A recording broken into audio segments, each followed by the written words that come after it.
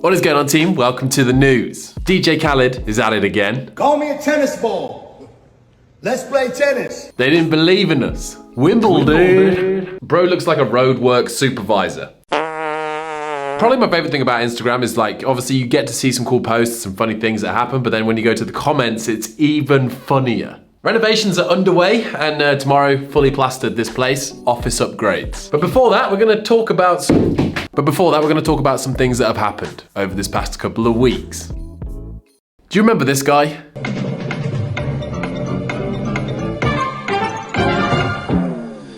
Here he is now.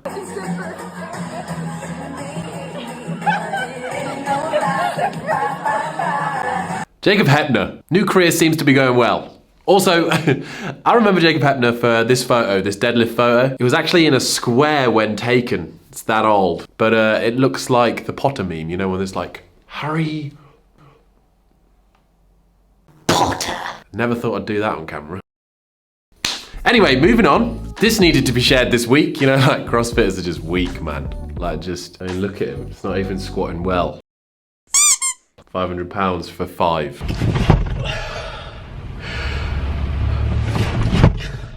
Honestly, nowadays, athletes, like, coming from different backgrounds. Nick Matthews came from powerlifting and 500 pounds for 5 on the back squat. He's not the biggest dude either. Impressive, needed to be in this news. I think what's even more impressive is obviously he's like one of the fittest guys on earth. Could probably run a, you know, sub 20-minute 5K easily. Climb ropes, push sleds, have a big work capacity.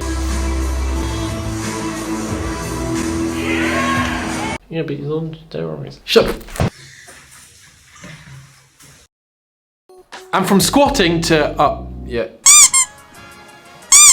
This past week, we've had the results from the Rogue Fitness Squattaroo Challenge. Most unbroken body weight squats into like a broad jump, and a games athlete popped up. Colton Mertins did 116 body weight squats. It's a lot. By the looks of it, he literally weighs just over 80 kilos. Also, Vincent Petita, he also hit 116. And then we had Candice Muramoto, getting 85 on the female side.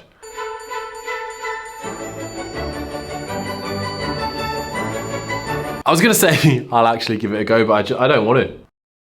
90 kilos for as many reps as possible. That's just there's no part of that sounds actually any fun. James Newbury made it into the last video. Who the f is that guy? For his massive set of toes to bar. This week, he makes it into the news video for his massive set of pull-ups. He put unofficial world record 120 unbroken butterfly pull-ups. Good for you. You're insane, bro. Bailey Martin. Jay Crouch, you're a madman. Nope, he's just good at gymnastics. Madman. You are a madman. I'm losing it here. And Lee Newburn said, cue the not a single pull-up was done comments. I mean, technically, if you do look at the definition of a pull-up, all that swinging around, most people would tell him to get a grip. Now, in terms of future CrossFit Games news, we have been told by Dave Castro on his kind of like podcasting that he has on YouTube. Hell yeah, man. Congratulations, dude. That's amazing. Hell yeah. That 95% of the CrossFit Games events next year will be held indoors. So making that 20 events, 19 of them will be held indoors inside the arena because it's air conditioned. Makes sense when you look at the temperatures. If they did them all outside, it probably wouldn't be the fittest on earth. It would be survival of the fittest. And the CrossFit Games are looking out for the welfare of their athletes, especially the joke. But yeah, CrossFit Games champ in the team division this year, Josh Al-Shamar, said hopefully they can still find the diversity across the tests. I believe the outdoor elements allow for more rounded games. The fun in the games is when you're doing things that you can't necessarily do in the gym. North Park was one of the most exciting venues.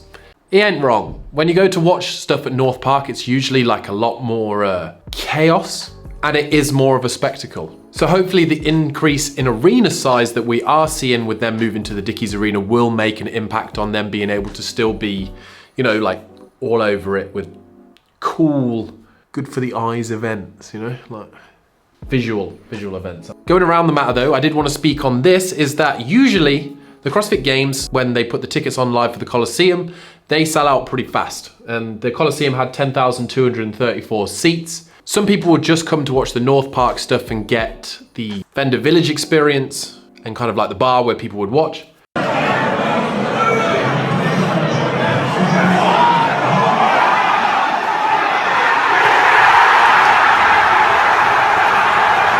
The new Dickies Arena holds 14,000 seats, which is 3,500 more, but I feel like there'll be very limited outside stuff, so people won't be traveling just to come and experience the games. They'll be coming to sit in the arena. What are your thoughts on this? Personally, I feel like it's going to be a very interesting field.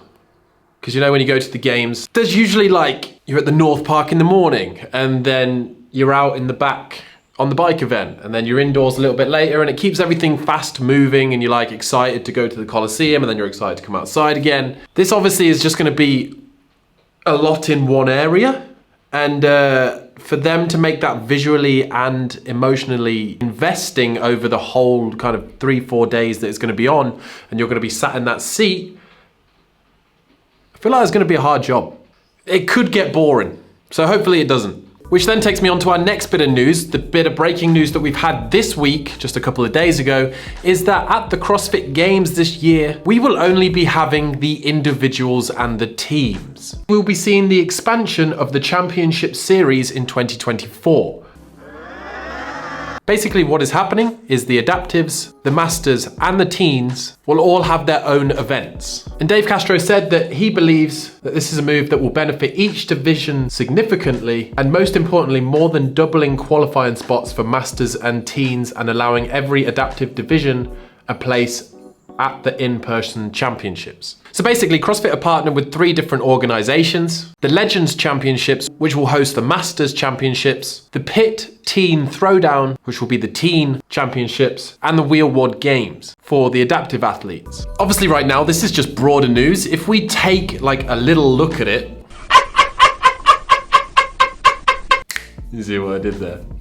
There's still many questions to be answered. Like if you qualify for one of these events, you're going to qualify through the normal process of doing the Open and the semi-finals, or as you would with the Masters. So would you be a Games athlete, or would you be a Legends? And if you win, are you a Games champion, or are you one of these competition names champion? And a question that I thought was actually pretty cool was, would team athletes also have the freedom to compete in the Masters division? I feel like that's fine. Looking down it, there was a lot of kicking off, but I kind of agree with Jason Kalipa. This is going to be good for the sport and good for the athletes. It will create new opportunities and allow each division to be highlighted to its full potential. Excited to see it come to life next year. Look, let me just take a seat. My opinion on this one is that, you know, like when the games are on and people are so focused on the individuals and so focused on the teams that then everything else kind of gets lost over the weekend. I understand that the Masters, the adaptive, and the teams get that experience of feeling like they're at the event and they're at the CrossFit Games, but I don't believe they get the exposure that they deserve. You know, and I feel like if they have their own events on their own weekends with a good broadcast, CrossFit, good storytelling, and good events, I feel like it's more for people to watch, you know, as we spoke about in the last video, and to keep eyes on CrossFit. But also it's more like, okay, so everyone is then focused on the Masters for that weekend, and like, if I'm around the house, I'll have it on the TV, or I'll be there, if I get invited. I just personally think special moments won't get missed. With more athletes competing, you know, like, there's more opportunity for people to make it to these events. And the events themselves, as they are partners of CrossFit and not run by CrossFit, they will have, like, when we went to Torium Pro, right? What an amazing experience and competition for the athletes there. As a semi-final that wasn't run by CrossFit, it's because the owners of the event like cared. Not saying CrossFit don't care, but I'm saying when it's your personal like event that you're running and you want to put on a great show. Like, I've only heard amazing things about Wheel Wad and their inclusivity, the way they program, the way they categorize. And I'm sure for the teens, the Pit Teen Throwdown will do everything they can to make it feel like an incredible games experience, and it's the fittest teen on earth that weekend. And the same thing with the Legends Championships. So I honestly don't see it as a bad thing removing it away from the CrossFit Games weekend, giving them their own. But I do see the argument of people like, oh, but I wanted to be at the games at this time. However, think about it. For inspiring teen athletes, they can go and watch the games for the weekend and get fired up. Same thing with the adaptives and the masters. You know, you want to go watch the games, but also then you get to compete in your own games. Sick. I think it's only a good thing, really. Well done, CrossFit. But again, let me know what you think in the comments down below. And then just to finish off in some smaller bits of news, Ben Smith is now programming for the next couple of weeks as the guest programmer on CrossFit main site, crossfit.com. So the next 2 weeks of workouts are going to be with this guy, who in the photo looks like he's just stubbed his toe. cry, and I never wanna tell her. Have you ever wanted to see Roman Krenikov dancing to that amazing song? Well, here it is now. We've had the announcement that Proven HQ is going to be a thing, and it's going to be in Nashville, and they're actually now hiring an affiliate manager. Can't wait to see that come to life, you know, after we saw Hard Work Pays Off HQ become a thing. Now Proven HQ is going to become a thing. Sick. Like these, like these dinosaur tents that I saw on Instagram. I just think they're sick. That's what the reference was there. Very bad reference, but. And then speaking about different training camps, Dave Castro came up with an idea to put them all against each other as a throwdown. And we should look at doing like a Team Mayhem versus Team HWPO versus Team Proven. Now that would be a fun made for TV challenge for us to put on. Each one of those teams gets one of their top, or call it 4 or 5 top athletes, and maybe even the coaches have to compete in an event. So that concept is exciting and something we should probably explore. Like, they all got involved. So basically he said put Proven against HWPO against Mayhem. Proven said bring it on. Hard Work Pays Off Training says, well, this sounds fun. Mayhem said don't tempt us with a good time. So then you had like them going at each other kind of thing, you know, like the Spider-Man meme. But then Noah Olsen came in and said Training Think Tank will play and put a team in. CrossFit Invictus will come down and play, put a team in. Underdogs Athletic will put a team in. The program said when are we going to get Team USA versus Team Europe? The Ryder Cup this year was intense in golf. I couldn't imagine how intense that would be, especially from the European side fans. We gonna go crazy for that if that happens. I would love to see that. And also Krypton Athletics. I feel like that's a great idea. Everyone said yes, so someone put it into action, please. Live stream it, everyone wants to get involved. Spider-Man's everywhere, brilliant. And yeah, hey, oof, you're a legend.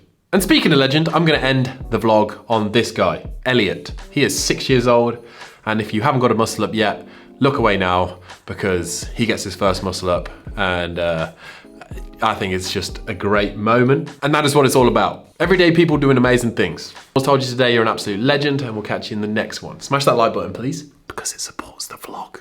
You know, it's like, you know, if you want to be like, oh yeah, cool, hit it, just hit it, you know? I know it takes a little bit of effort sometimes, but if you did enjoy the video, and we'll catch you in the next video. Have a great day.